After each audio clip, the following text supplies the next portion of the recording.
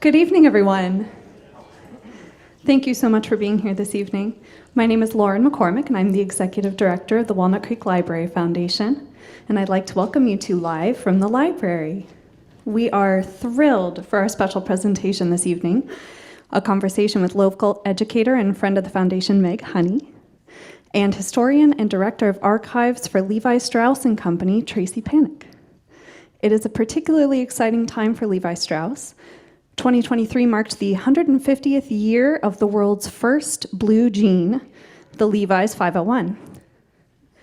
I hope you are all looking forward to learning more about this historic company with us this evening, and I'm especially pleased to see so many of you representing Levi's in the audience. I would like to take a moment to thank our program sponsors, the East Bay Times, Minuteman Press, and Friends of the Walnut Creek Library.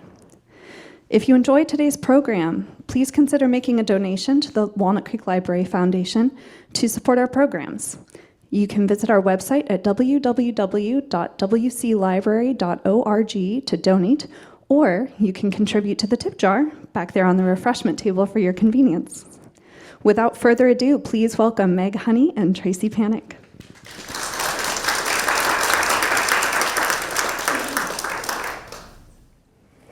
Right.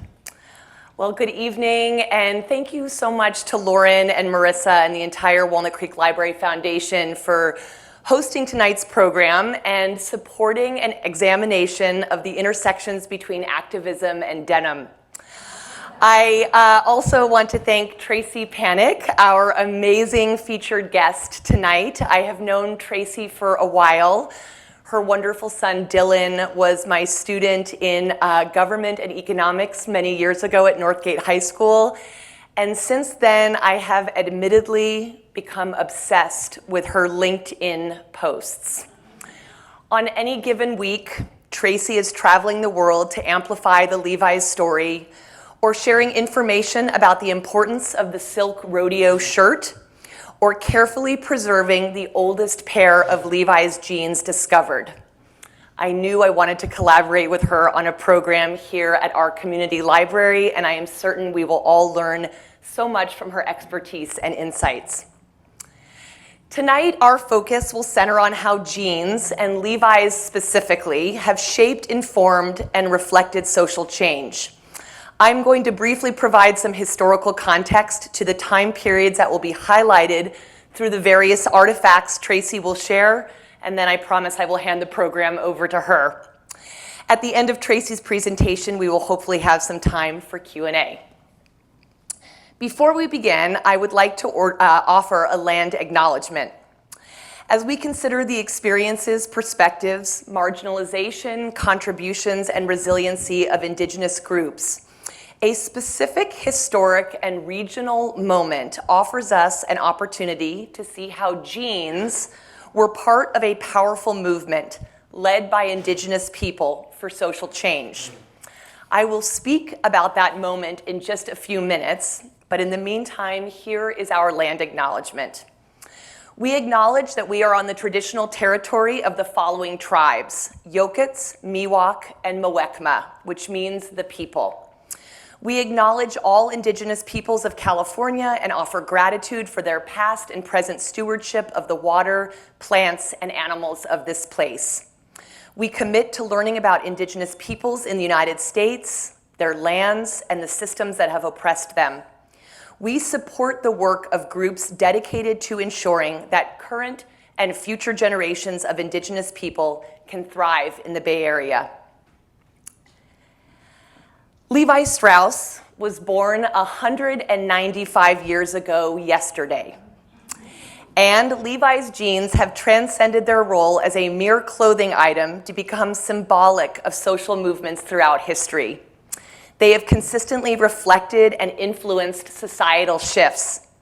The iconic blue jeans have served as a canvas for self-expression, fostering a sense of rebellion and unity among diverse groups. They are more than just a fashion statement. They have been an instrument for social change. They have consistently mirrored and influenced societal movements, and they remain a symbol of rebellion, resilience, and an enduring quest for social justice. As we get into tonight's program, I want to briefly provide some information and context around 3 topics: civil rights movements, including the Black freedom struggle, Native American self-determination, and women's liberation; counterculture, with a focus on 1967's Summer of Love; and finally, LGBTQIA+ liberation. The modern Black freedom struggle had its catalysts in the years after World War II, with events like the murder of 14-year-old Emmett Till and the integration of Central High School in Little Rock, Arkansas. Key moments included the widely televised Children's March in Birmingham, Alabama, where the world witnessed police brutality and fire hoses strong enough to strip the bark off of trees being turned on protesters, some as young as 8 years old. 1963's March on Washington peacefully brought together thousands of people advocating for jobs and freedom, and elevated visionaries like John Lewis, the president of the Student Nonviolent Coordinating Committee, and Dr. Martin Luther King Jr., whose I Have a Dream speech forever lives as one of the most important and lasting oratories. Since the inception of the Black freedom struggle, activists and leaders alike championed a respectability or Sunday's best approach to dress. Dr. King and others would lead marches in suits and ties, regardless of climate or threat of physical violence. As the civil rights movement gained momentum, however, jeans, including Levi's, were embraced by younger activists who sought to challenge the status quo. Denim also reflected the divisions that existed between younger freedom fighters and those of older generations. Activists of groups like the Student Nonviolent Coordinating Committee donned jeans and overalls to show that racial caste and Black poverty were problems worth addressing. Quote, "It took the March on Washington to make jeans popular," writes art historian Caroline A. Jones. "It was here that civil rights activists were photographed wearing the poor sharecroppers' blue denim overalls to dramatize how little had been accomplished since Reconstruction. And durable denim pants, marked with signs of wear and tear, became a symbol of resilience and the fight for justice." Social movements inspire and inform other fights for justice. In 1969, roughly 80 Native Americans began a 19-month occupation of Alcatraz Island in San Francisco Bay. The protest happened as a result of a series of events. Indigenous people who had been forcibly removed from their ancestral lands and taken to reservations in the 19th century, and then had their children moved to residential schools, were now being relocated once again off of reservation land and into urban centers. Indigenous people organized for rights and began testing treaties that had been constructed with the federal government, promising access of lands. Alcatraz Island was one of these test areas. The occupiers wrote messages of peace and freedom around the former prison island and discussed plans to build a cultural and education center for Native Americans. The group occupying Alcatraz created a list of reasons why Alcatraz served as the ideal place to amplify real issues facing Indigenous groups. And although the occupation eventually ended, it served as an inspiration to many other marginalized peoples and helped launch ethnic studies programs at places like UC Berkeley and San Francisco State University. I am taken with how much denim is present in these images and how many people utilized jeans and jean jackets to uplift and celebrate their cultural identity. During the late 1960s and throughout the 70s, jeans continued to play a role in social movements. As the feminist movement gained traction, women and women-identified people pushed back against traditional gender norms. The publication of The Feminist Mystique and the start of Miss Magazine, along with disrupted events like the Miss America pageant and the staging of major protest marches, brought public attention to the private struggles of women. The personal was indeed political. The androgynous appeal of denim challenged stereotypes, empowering women to embrace a more assertive and liberated identity. Jeans became a canvas for self-expression. Individuals were able to communicate their beliefs and values without uttering a word. As we explore counterculture, a mass migration of young people provides a revealing case study. In the summer of 1967, 100,000 young people descended upon the Haight-Ashbury district of San Francisco. These utopian-seeking artists, musicians, drifters, and hippies were there to take part in the cultural phenomenon known as the Summer of Love.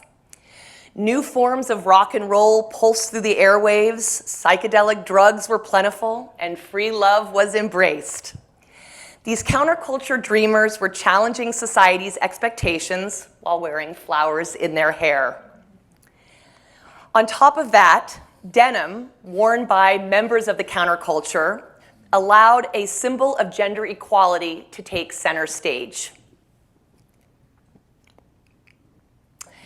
Events like the Stonewall Uprising and the Compton Cafeteria riots are typically marked as catalysts of the movement for LGBTQIA+ liberation, with attention paid to transgender women like Marsha P. Johnson and Sylvia Rivera, who served as the vanguard of action to increase visibility, human rights, safety, and representation in every part of society.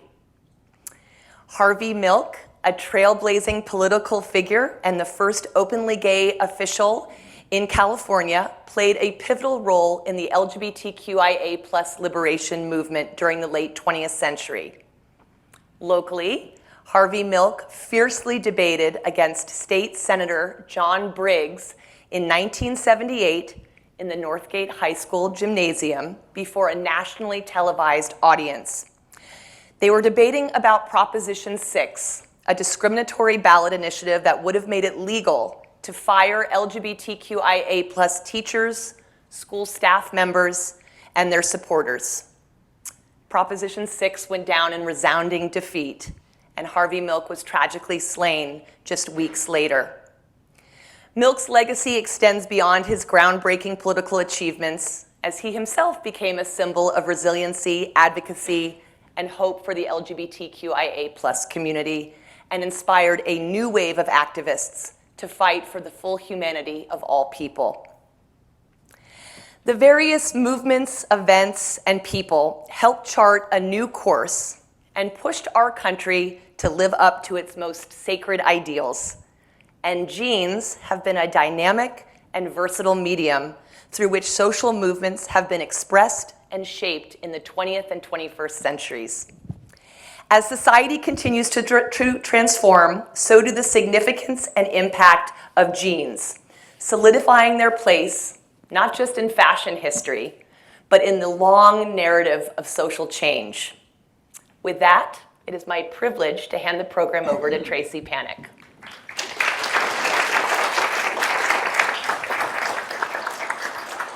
Thank you, Meg. Wow, that was beautifully put. And thanks for bringing giving us some background. While I get set up here, let me just say thank you to the Walnut Creek Foundation, to the staff, Meg for having me, and for all of you for spending your evening with us together. It's great to be here. And I'm here talking about my favorite subject, of course, Levi's. But one of the reasons I'm especially happy to be here tonight is because this is my backyard. My husband and I bought our first home in 1992 in this area, and we raised our 3 children here. All 3 graduated from Northgate High School, and the youngest, Dylan, as Meg said, had Meg for a teacher. And I will say that she was one of his favorites. She's incredibly passionate, as you can see. As a student, he was lucky to have her, and she was also, what I appreciated, really caring about the students. So we took a selfie and sent it to Dylan before we started. So thank you. You've heard some background, so let's get into the topic. And you might wonder, although Meg's given you some great background, how it is that Levi's and social movements have been connected over time.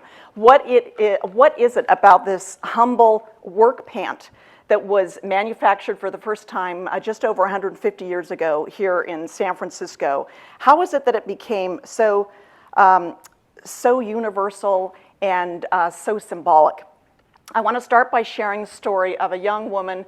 I read this book about 9 years ago, just after I started working as the historian for Levi Strauss.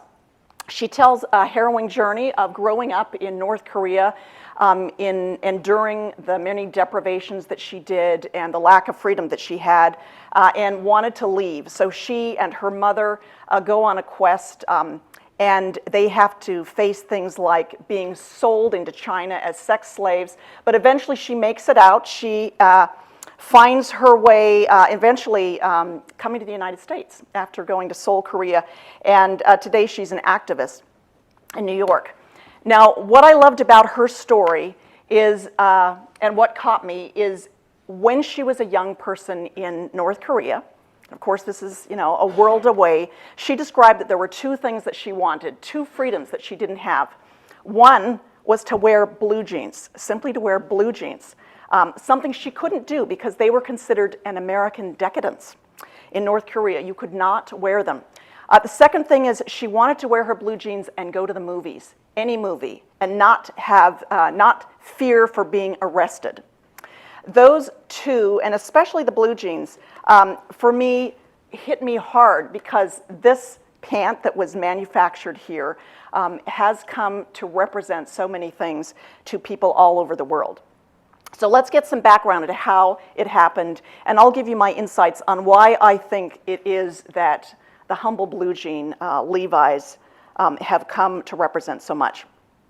So this year is the 171st anniversary of the company. Levi Strauss Company is one of the oldest American apparel brands that's still around and still relevant today. We date to 1853, and that was the year that a very young Levi Strauss, pictured here, came to San Francisco. He was the youngest son in a Jewish family, and there were very few opportunities for him to work, to marry. So his father, who was a traveling peddler, when he died, Levi and his mother and sisters decided that they would come to America. And they did that. They came first to New York, where Levi had two older brothers living, and they had a dry goods wholesale business. And Levi learned about the business, the kinds of products that you wanted to sell, how to create a network of retailers. And after that experience, he heard the siren call of California and the gold rush. Thousands of people were coming to San Francisco. Overnight, the city that had been a population of just 500 exploded. 25,000 people came to San Francisco during that time. Levi being one of them. He wanted to expand the family business to the West Coast, but he wanted a chance to do it under his own name. And within a few years, he was successful. This is a photo of headquarters on Battery Street, Levi Strauss's name on the top of that. When this was taken in the 1880s, the headquarters was located on Battery Street at Pine, so much closer to the financial district. Today, we're still on Battery Street, but we're at the base of Telegraph Hill. And if you've ever been over to the cruise ship terminal, we're just adjacent to that. So we're still in the same general area. But one of the first things that Levi did when he arrived in San Francisco was to seek out a warehouse because his brothers had arranged to send a shipload of supplies here so he could begin his dry goods business. And he was quite successful. By the 1880s, the men that you see standing in front of the headquarters, those were his salesmen. And they had territories all over the American West, as far north as Washington and Oregon, as far south as Arizona and New Mexico. And even, because we're on the Pacific, even as far away as Honolulu in Hawaii, Japan, and places like Australia and New Zealand. And the dry goods that Levi was importing and exporting were things like umbrellas, underwear, fabric, anything that didn't spoil. It was a dry good. But one of the customers that Levi had was a man who would change the course of the company's history. His name was Jacob Davis, and he wrote a letter to the company in 1872. He lived in Reno, not far from Virginia City, where the Comstock silver lode had been discovered. And of course, so much of the money that came out of the Comstock was sent to San Francisco and helped to build the city that we know today. There were lots of workers in Virginia City and the Reno area, and Davis was busy sewing up clothing for them. He was especially making work clothes for the many miners and other workers who were there, but he came up with a very tiny but important innovation. Maybe you can think about it. Maybe some of you are wearing them. A little piece of metal added to the pockets of a pair of pants, and adding the metal right in the seams makes them stronger, so that if you're putting your hands in and out of your pants, they're just not going to tear because you've got those rivets there. Those first pants that he sewed with rivets sold like hotcakes. He couldn't keep up with the demand. So in that 1872 letter, he wrote to Levi, his fabric supplier, and ordered some more supplies. He had to get some more fabric and other things, and he also told him about this unusual riveted pant. And he invited the company to take out a patent for this riveting process. And remember that Levi at the time had just been an importer and exporter of dry goods. He hadn't manufactured. But he was open to doing something new. So Levi invites Jacob Davis down here to San Francisco. The two men and the company take out a patent. It's given to them on May 20th, 1873. It's a U.S. patent for an improvement in fastening pocket openings.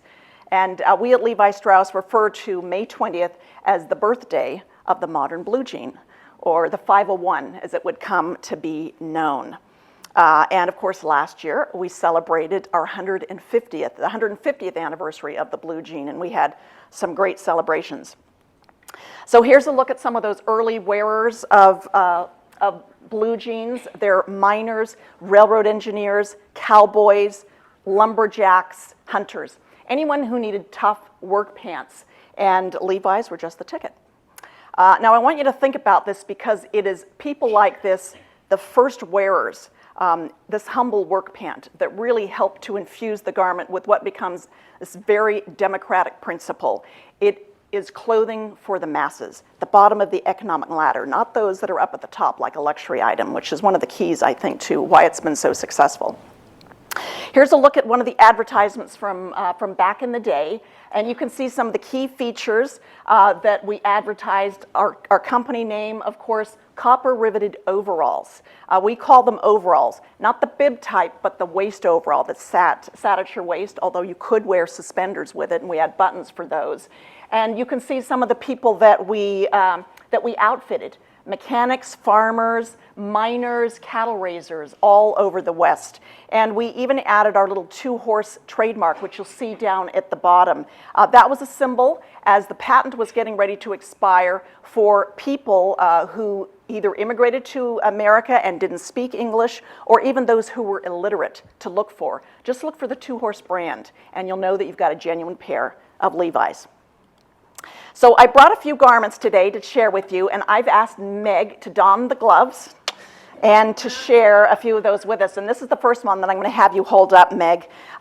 This is a reproduction. And if you love this, you can buy one yourself, because we reproduced it and sold it this year. This is a pair of 501s that were made in 1917. And they were purchased by a young miner named Homer Campbell. He was a hard rock miner in Arizona. He wore his pants every year for 3 years, except on Sunday, when he probably was dressing up for church. And you can see that he added a little pocket on the right back thigh. I want to point that out. He probably put tools in there. He was likely right-handed because he added it there. He had to add a lot of patching and padding on those pants. He had to change out some of the buttons. There's a little bit of rope up at the top to tie it. But at the end of that 3 years, Homer packaged this pair up, and he sent them back to San Francisco with a letter, and I've left out a copy of the letter because we still have it in the archives. And he said, those Levi's didn't last as long as I expected. And I want a new pair. And we had a guarantee. If your pants rip, we'll send you a new pair, and we did. These have been in our collection since 1920. At least the real version that we keep in a fireproof safe, but this is the reproduction. And it is pants like this and people like Homer who wore them that helped to create this idea of the democratic pant. One of the ironies of Levi's is that Levi Strauss himself, the man that gave blue jeans to the world, never actually wore them. They were blue-collar workers' clothing, and he was a successful businessman who wore a suit to demonstrate his success, but not Homer and the others like him. And they didn't start as luxury items like a car or a cell phone that were expensive, and then later, after they became more affordable, made their way down the economic ladder. Not blue jeans. They're workers' clothes. So by the 1930s, our advertisements featured cowboys. We chose the cowboy as our marketing symbol. Cowboys were among the first to wear Levi's. We also worked very closely with the rodeo. And from the 30s until almost the end of the 60s, cowboys were what we focused on, and the rodeo. And you can see here that all cowboys wear Levi's. By the 1940s, we were still including the cowboy in our imagery. This one is from World War II era, and you can see what became an important element of our advertising, images of the American West. We've also called out America, America's finest overall. And then you've got the cowboy, cattle, it's outdoors. Those kinds of associations are what people outside of the West and especially overseas saw, and they associated this blue jean with America. It's an American brand, and it's Western America, and that independent Western spirit that we think of when we think of cowboys. Here's a 1950s example, and as a company, we really helped to create the image or the myth of the West and Western America and what it was like to wear Levi's and ride a horse. But things changed by the 1950s. That's when denim became dangerous.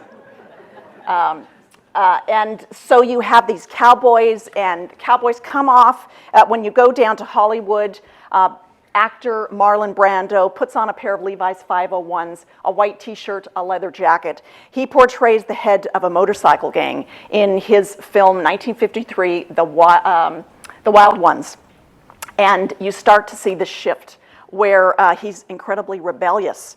And what young person wouldn't want to be like this? In fact, in the 1950s, many schools and many parents forbade their students from wearing blue jeans because they didn't want them to become juvenile delinquents.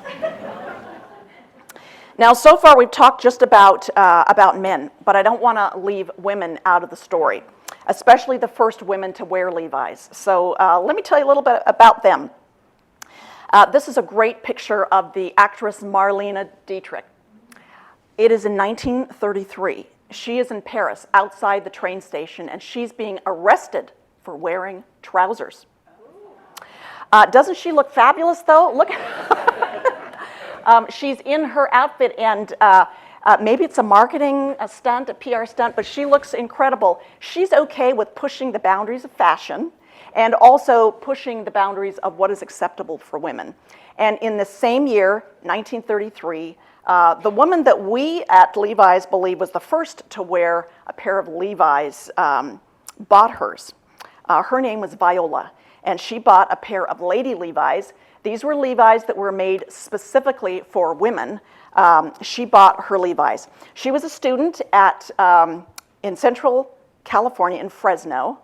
and she was going to school at the Sierra College because it gets so hot in the Sierra Mountains, because it gets so hot in the Central Valley. And it made sense to wear blue jeans, rugged pants outdoors. And she even wrote her name on the inside pocket bag, Viola Longacre.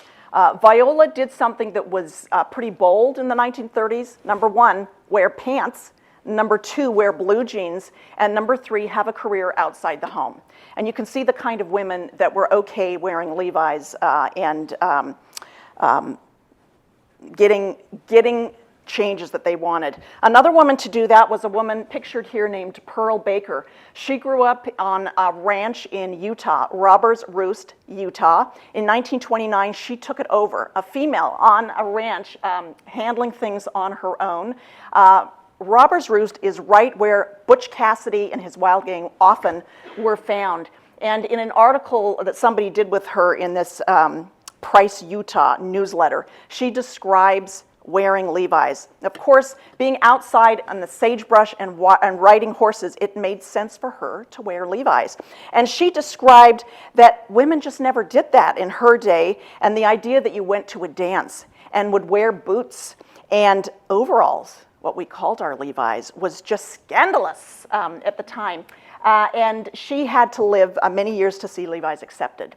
So you see the kind of women, the first women who are willing to wear blue jeans. And of course, by the 1940s and World War II, it was the Rosies during the workers in the factories that helped to also push those boundaries of fashion and appropriate work for women.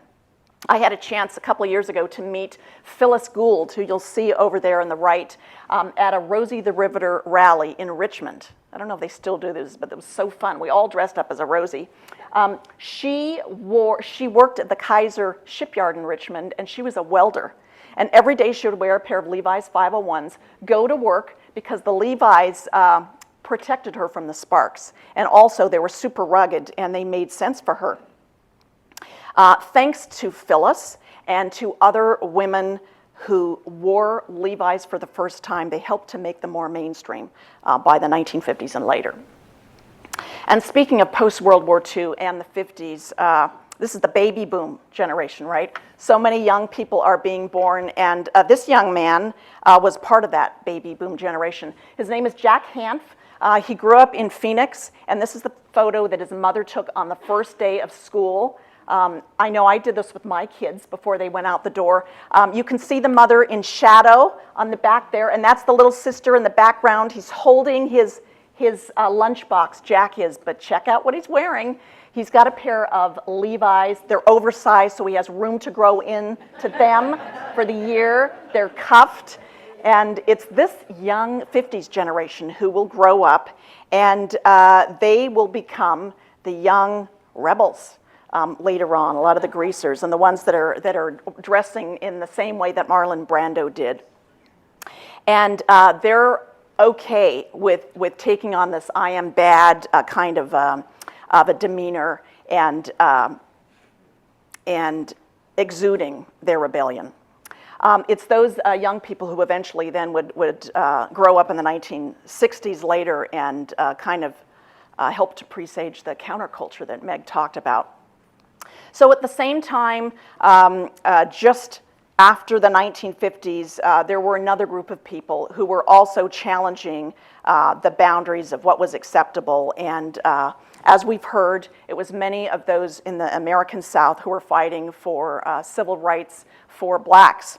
And in this photo, which is very symbolic, you'll see Martin Luther King dressed in denim as he heads off to a protest in 1963. Now, as you've heard, in this era, denim would have often, especially in the South, would often have been worn by sharecroppers and other people who were working. But by Dr. King wearing it, he really helped to create the solidarity with the workers from that region, and also with many of the volunteers who were members of the Student Nonviolent Coordinating Committee, some who came from this area, San Francisco Bay, and went down to the South and helped register some of the first voters down there.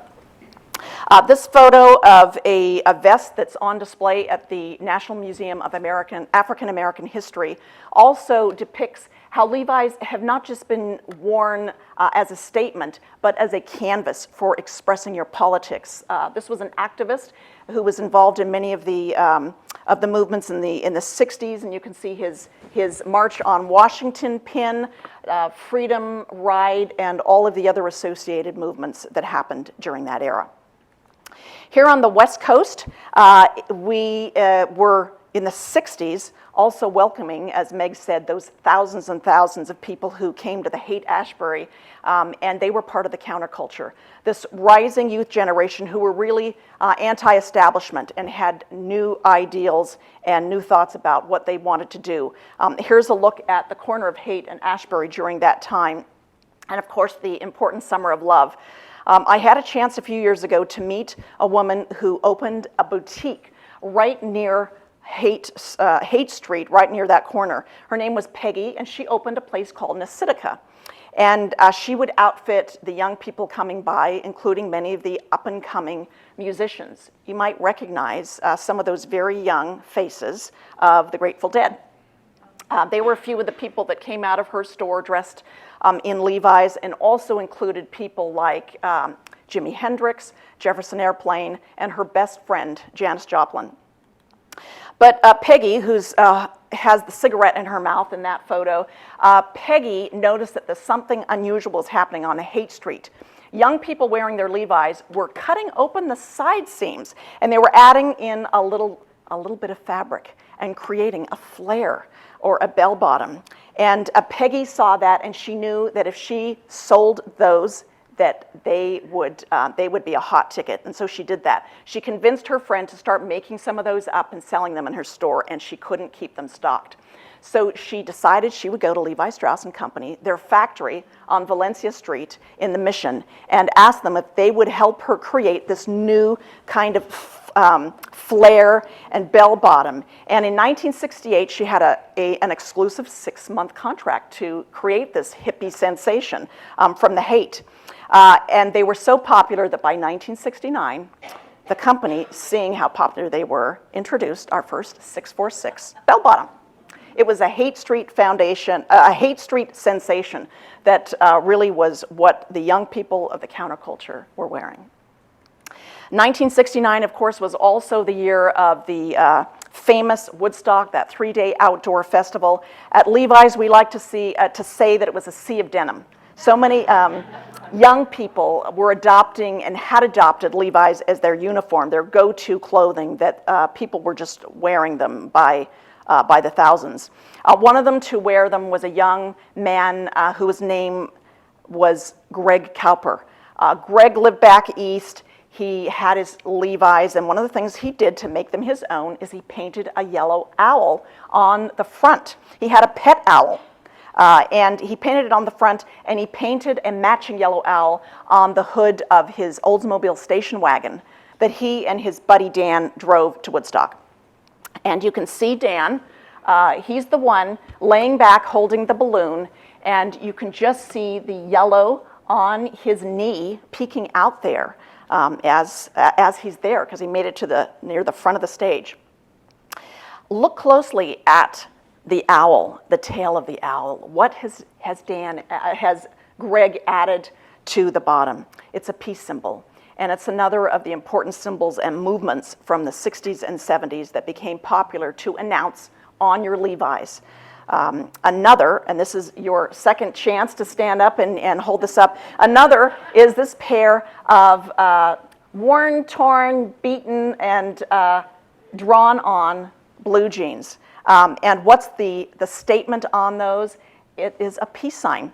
These belong to Patti Smith, the American artist and poet who is very much known for punk, and she just wanted to make a simple statement about peace. In this photograph taken on the campus of UCLA in the early 1970s, you can see the police. They're about to break up a protest. It's an anti-Vietnam War protest. And if you look very closely at the pocket on the protester, the back a little tiny tab, you'll see that that's a pair of Levi's that he's wearing. In Los Angeles and in other places where Mexican Americans were a large part of the population, that Chicano power movement was especially important. And for members of the Chicano power movement, getting your Levi's and putting on them your symbols and your statements about what you wanted were important. And we're lucky to have this Levi's vest that came from a young woman in Los Angeles. And she wanted to put two things on the back of her vest that were important for her, that she wanted others to know about her. One, her religion. You can see her little pink cross up at the top. She was Christian. And the other was she embroidered Chicano power and her brown fist there. She probably wore this to demonstrations, to protests, and we're lucky today to have it in our archives. Closer to home in Oakland, one of the oldest black motorcycle clubs still around used Levi's as their canvas for marking their identity. This is the colors, the back of the East Bay Dragons Club. I had a chance to meet these guys in Oakland at their motorcycle club a few years ago on International Avenue. And I have to say I was a little nervous going there, but they were so sweet and protective when I got there. They just stood by me until my Uber came. They were terrific. But you can see them in the 1970s. They wore Levi's vests for their to put their colors on, but they also added other emblems, including this one, a jacket that was owned by one of the founding members, whose name was Papa Joe. He put pins, patches on there that were important to him, things like "Biker Till I Die." And if you also look closely, you can see his pin. This was something that he got during the Roe v. Wade debates, his legalized abortion pin. Now, San Francisco has been known since the gold rush times as a place, lawlessness during the gold rush, the Barbary Coast, if you will. There was prostitution, crime going on at the time, but it was also known as a place where people who were on the outside or on the fringes would come. And that was certainly the case for my grandfather's brother, who was gay, and in the 1950s moved to San Francisco as part of the gay community, who by the 1970s had grown largely in the Castro. And of course, their garment of choice were Levi's. In fact, it wasn't just wearing Levi's, but how you wore Levi's. What you wore on them, the way you wore them could signify your sexuality. And this is just two of a whole series of photos that was taken by a photographer in the 1970s, Hal Fisher, to demonstrate what that look could be and what you could be telling people by wearing your Levi's in a particular way. It was during the movements in the 70s and later, LGBTQIA plus movement and the queer movement here in San Francisco and the like, and so many of those activists were wearing Levi's as they marched. And of course, Meg's talked about Harvey Milk, the person who became the icon for that movement. He was the first publicly elected, openly gay official in California, and in office for less than a year, sponsored a law that would prohibit discrimination on the basis of sexuality, and tragically was shot and killed along with Mayor Moscone. We were delighted to be able to exhibit his 501s along with his election t-shirt at our celebration last year for the 150th anniversary. And as we wind our way down, let's talk a little bit about this man. His name is Al Smith. He was a Oregon native and a member of the Klamath-Modoc tribe. He's standing in front of the Supreme Court building after arguing his case for freedom of religion. And as you can see, he's wearing his favorite jeans, his Levi's. He grew up wearing Levi's, and they were always an important part of his life. Levi's jeans, Levi's jackets. Al took his case of freedom of religion and the right for those in his tribe to smoke peyote in religious ceremonies. And it was not a successful case, but he did bring attention to the rights of Indigenous and Native Americans. And we are lucky to have his jacket, which I'm going to have Meg now hold up and show you in our archives. He passed away a few years ago, but his beautiful Levi's jacket is customized. His daughter was a master beader, and she did the beadwork on the pocket flaps. It's also trimmed in elk and deer hide, and it's got Pendleton blanket inserts. It's beautiful. It's something that Al wore to powwows and at sunrise ceremonies on the top of Mount Hood, and it helps us to tell his story.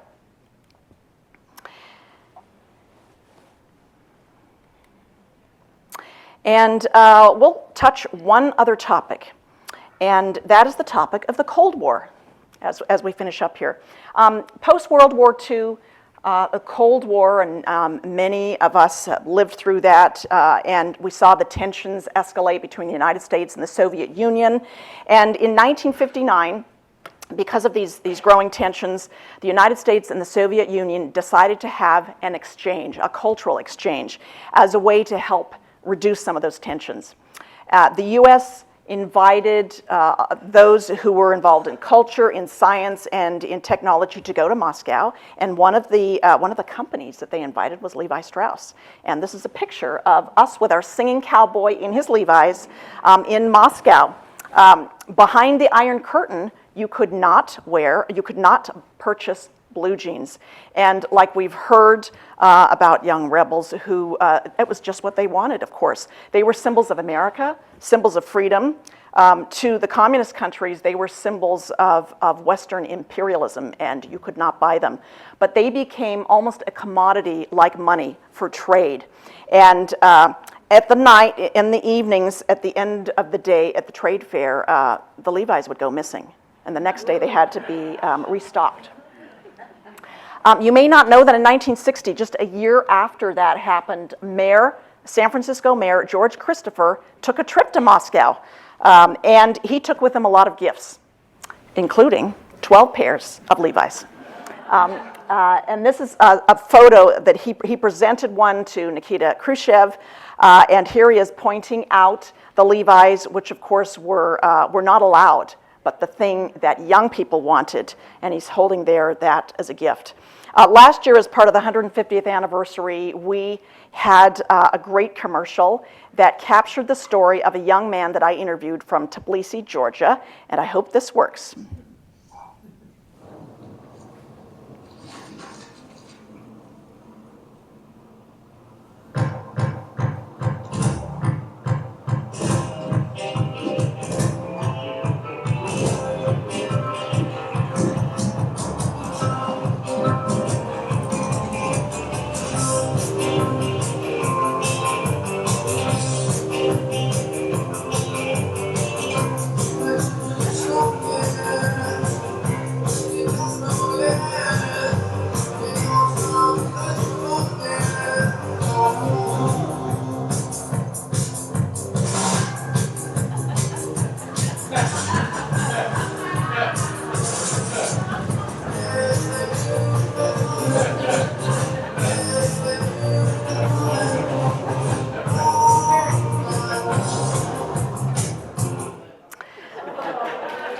Yes, we should.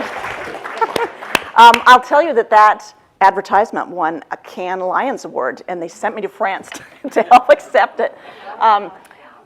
So we aired this commercial this time last year. It was during the Grammys, and a week after it aired, the man who I interviewed about the story emailed and said, "We are all cheering here in Tbilisi because we recognize that story," and he was even more delighted because the actor in the advertisement looked just like the man who'd made the exchange of the cow for his Levi's. So I'll leave you with one final story and one garment. This one is closer to home, and it's also about the Cold War. For many who grew up in the Cold War, it was hard to believe for many years that it would ever end. And a man named Terry Pearson, who was in public relations, and his good buddy, they had one mission for their lifetime, and that is that they could end war before they died.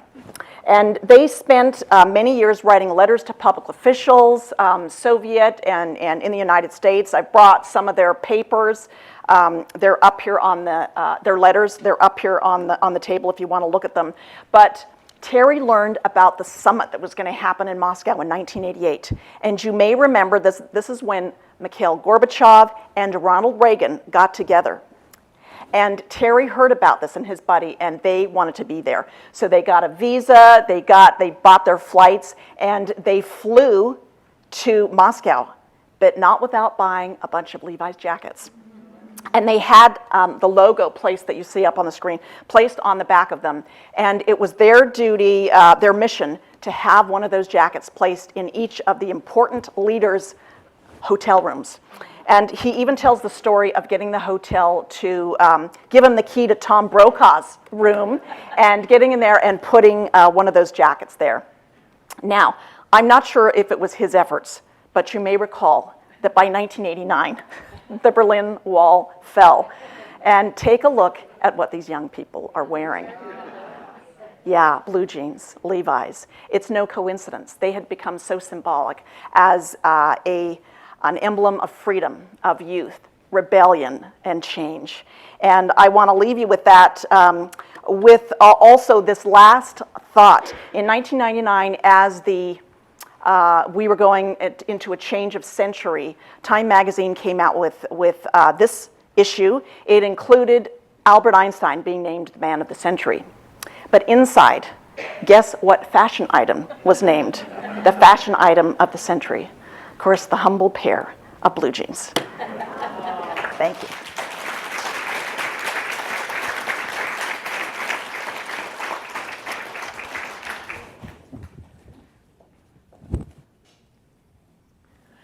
So we have some time for Q&A, and because I'm really selfish, I'm going to ask the first question because this is my show. No, I'm just kidding. This is not my show. I would love to ask you, Tracey, how did you land in the role that you are in? This amazing job that takes you all over doing this vitally important work. Yeah. So I got a degree. I got my graduate degree in history. So I'm actually a historian, a trained historian. And I grew up in Levi's. I grew up in the American West, Salt Lake City. My sisters and I wore 501s, and I love them. And before landing this job, I had been doing similar work at other businesses. I started at AirTouch Communications, which was a cellular phone company. It began in San Francisco in the 1980s. In the 84 Olympics, they launched cellular service. So I know very well about luxury items and cell phones and how expensive they originally were until they could be more affordable. And then I went from there to AAA, the Auto Club. Cars, of course, another luxury item. So I went from cell phones to cars to clothes. My good friend, it's a very small profession, was getting ready to retire, and she said, you need to apply. And it's the only job I've had where I applied, and in addition to demonstrating your abilities and your skills, they asked me to tell some stories, because so much of what I do is to go around and do that, and I guess I passed, because I've been there now 10 years. Oh, that's awesome. Great. Does anybody have questions for Tracey? Yeah, Mary. Yeah. 501 is simply a lot number. Before we used 501, and it was added in 1890. Before we used 501, the salespeople would have to write out patent riveted denim pants. But if you just put 501, it was very easy. And 501, anything in the 500s category was our best product. You could get a 501, a 507 was a riveted denim jacket, but it was simply a 3-digit lot number for tracking inventory. Yep. Yeah. So you said that Levi started off with trying to supporting the fabric, and I'm wondering where the fabric came from. I heard one story a long time ago saying Nope. it was from I know. so I won't say anything. No. I imagine you heard that it came from Europe, somewhere. Denim. Yeah, Denim. Denim. Yeah.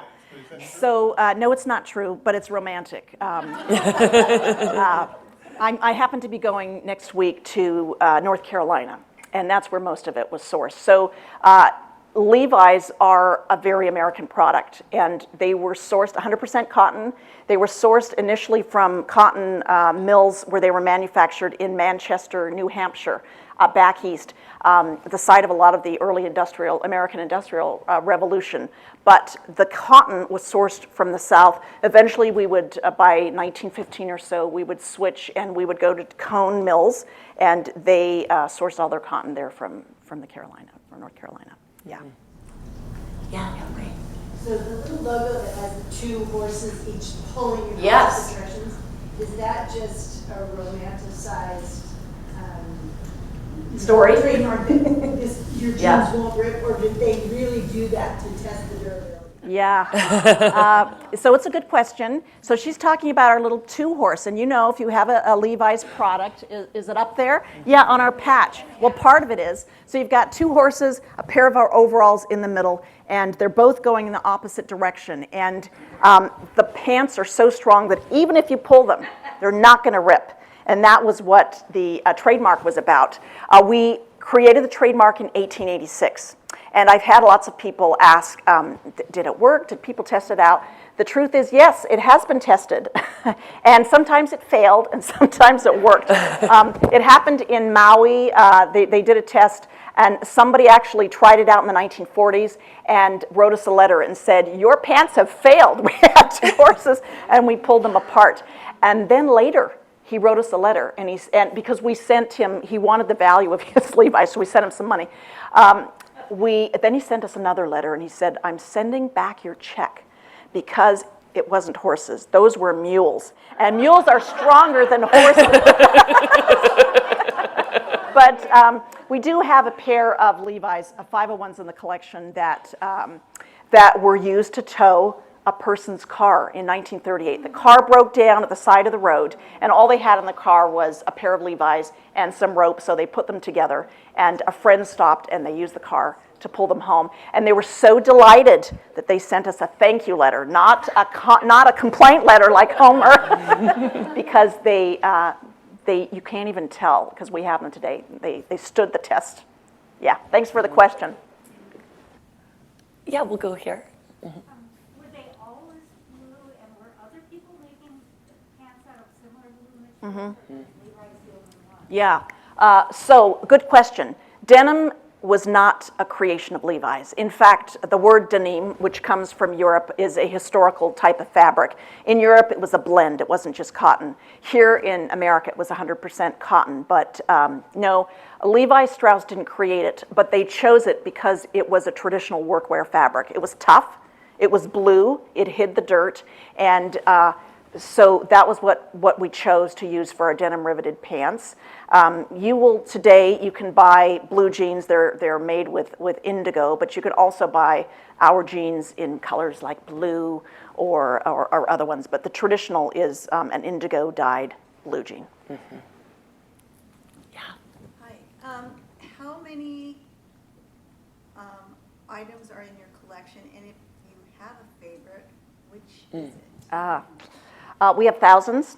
So we have 1,000 boxes on site in San Francisco, each with multiple pairs. And then we have a collection of over 10,000 boxes off-site. We can't house them all in San Francisco. And we have two historic vehicles that are part of the collection. And we continue to add to them. In fact, I was super excited last year when we purchased a 501 worn by Freddie Mercury, the lead for Queen. So we're always looking for them, so I imagine we'll continue to add to that. Yeah. Your favorite pair? It changes all the time, but there is a pair when I first started that was found by a woman in the Mojave Desert, and her name was Barbara, in the 1940s, and she found them in the Calico Mine, which is now an abandoned mine, when she was a teenager, and she wore them to high school in the 40s until she saw the two-horse on the pocket. We used to put on the inside pocket. We used to put the two-horse trademark on the inside pocket until we got smart and decided to put it on the outside where people could see it. But Barbara found them and donated them to us in the 1940s. But the reason that I especially like them is because a month after I started at Levi Strauss, Barbara called and asked if she could come and visit. And I got to meet her and hear her story face to face. Tracey, are any of the items for public view? Can people go to the archives or see any of these items on display? Yeah. We right now our headquarters, and it has been since COVID, is not open. We have a little museum there, and there are plans to reopen the headquarters so you can come and see the items that are on display. But in the meantime, you can sometimes see them on display at museums. We had a huge exhibition in 2020, 2021, and I am headed to Milan in April because we're going to have a huge exhibition at one of the major museums there. That's awesome. Karin. Could you talk a little bit about, I remember in maybe the 7th, 8th through high school, which was a long time ago, we would buy these and we got them too big and they were very stiff. Yeah. And the process was you got into the hot bath, Uh-huh. put these on, and you sat in this bathtub for Yeah. hours until they softened and shrunk to your body. And Yeah. you were in a blue tub then. Were other people do that in the bathtub? So what you're talking about is a pair of raw denim 501s, and we call them for short shrink to fits. So you would buy them a little bit too big. This is my high school jean. You would buy them a few sizes too big, and then you wash them. In your case, you put them on in the bathtub. You wore them in the bathtub. You wash them 2 or 3 times until they fit you just right. And they fit like a glove. That was part of the reason why we loved them, because they could shrink to fit you. Nowadays, you can buy a pair of pre-shrunk. That's what most people buy now, pre-shrunk. It was a rite of passage, and my mother was not a fan. She was the one who probably had to clean the tub afterward. Yeah, yeah. Yeah, go ahead. Hi, Steve. Yeah. Yes. And is it protected? Yeah, of course. Yes. So we have always had the little arch. We call it an arcuate on the back of our Levi's. We have it on the oldest pair, and we didn't actually take out a trademark protection for that. And we found that we had competitors who were starting to do the same thing, and we were afraid that our customers would not be able to distinguish them. So in the 1930s, 1936, one of our salespeople was down at Santa Cruz on the beach looking at the backs of people, because this is what you do when you work at Levi's, checking out what they're wearing. And he noticed that too many people were wearing a brand that may or may not be Levi's. So he came up with the idea of taking a tiny piece of red ribbon, putting it on the back pocket, and that contrast with the colors could easily be seen at a distance. So we started adding that in 1936, that it was protected, not only the tab with the name, but just the tab. A certain number of our Levi's tabs just have a blank. Some people will say, is this a forgery? No, we do that to protect our use of the tab. We eventually, in 1942, trademarked that arcuate, as we call it, that design in the back, because it's such an important emblem, and we could demonstrate that we'd used it since the 1870s. Yeah. Tracey, could you talk a little bit, also at a San Francisco institution, the relationship between Levi's and the Gap, that people would go to the Gap to buy Levi's before Gap ventured into their own denim enterprise? I'm sure Gap doesn't like me telling this, but the Gap opened in 1969, their first store on Ocean Avenue in San Francisco. They opened as a place to buy Levi's and LPs.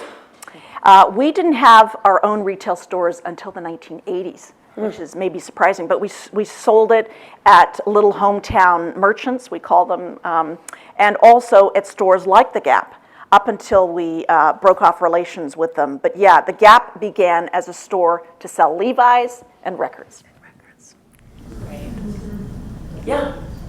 You know, it's kind of a classic Western movie thing of the tomboyish blue jeans wearing rancher's daughter.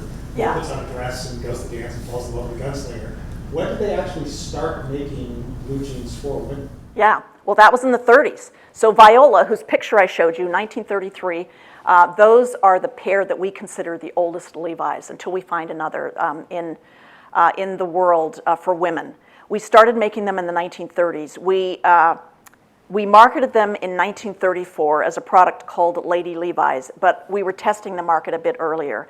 And Viola, who we know went to college in the early 30s, wore her pair, and that's why we are able to place it so much earlier. Those old 19th century westerns are historically.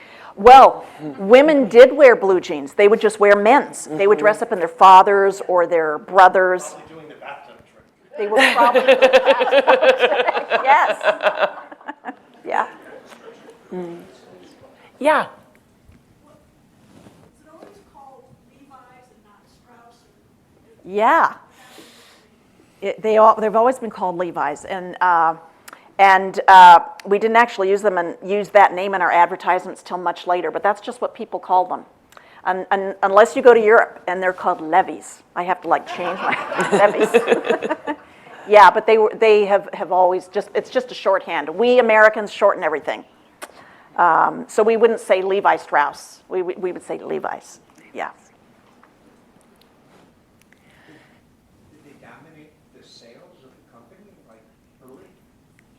Say that again. Did they dominate the company's bottom line during Oh, when they were first? 70s, No. 90s? At what point did they? Yeah, great question. Yeah, so in the beginning, those first few years, the dry goods company was the main part of the company. And it wasn't until the early teens that the first professionally trained accountant was hired. And he was a Haas family member, and you know the Haas School of Business from Berkeley. That's the family.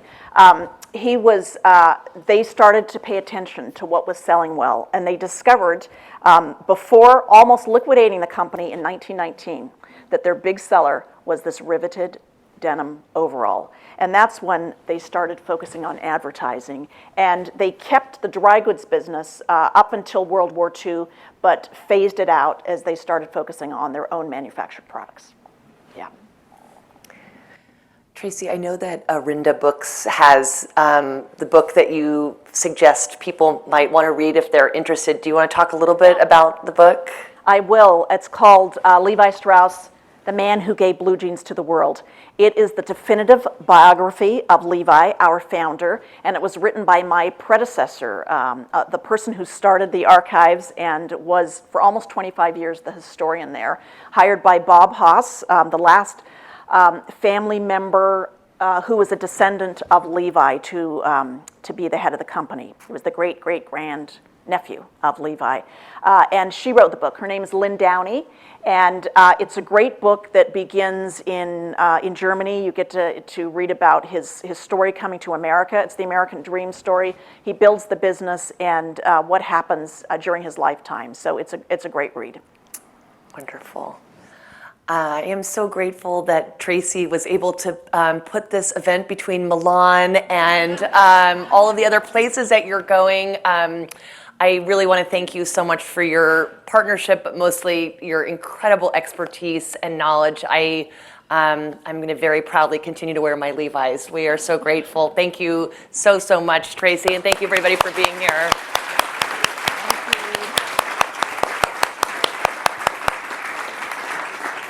Thanks. You're welcome to come up. I'll be here for a little while to answer questions. You can look at these pieces, and thanks for coming. Thank you again to Tracey and to Meg for being here this evening. As Meg mentioned, if you're interested in the book, Levi Strauss, The Man Who Gave Blue Jeans to the World, it is for sale from Arinda Books just outside these doors. Thank you, Arinda Books, for supporting our event this evening. If you enjoyed this program and would like to attend another, we have another Live from the Library coming up in just a few weeks with author Michael Barrington on Tuesday, March 12th, presenting a program about the French Resistance between the years of 1941 and 1945. It should be very interesting. If you enjoyed the program this evening and you look forward to more, we invite you to make a gift to the Library Foundation. Every gift makes a difference. You help us put on programs like these and welcome wonderful presenters like Meg and Tracey. Again, you can donate on our website or at the tip jar in the back. Thank you again for attending, and get home safely.